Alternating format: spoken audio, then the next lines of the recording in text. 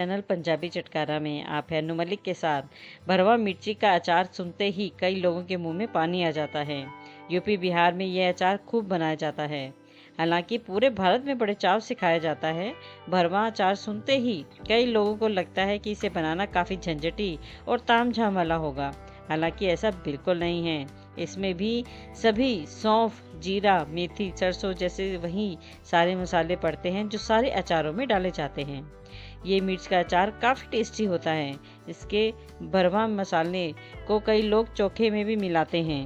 दाल, चावल, आलू के पराठे से लेकर पूरी भाजी तक हर तरह के खाने का स्वाद इस अचार से बढ़ जाता है। तो आइए झटपट बनाते हैं यहाँ पर भरवा मिर्ची का अचार।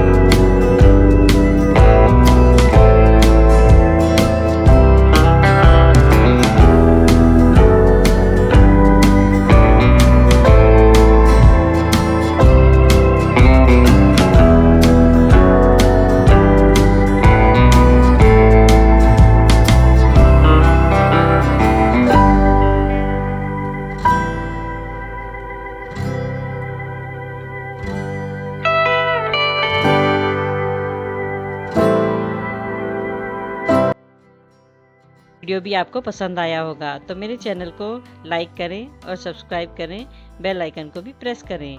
मिलते हैं एक नई और टेस्टी रेसिपी के साथ। Bye bye.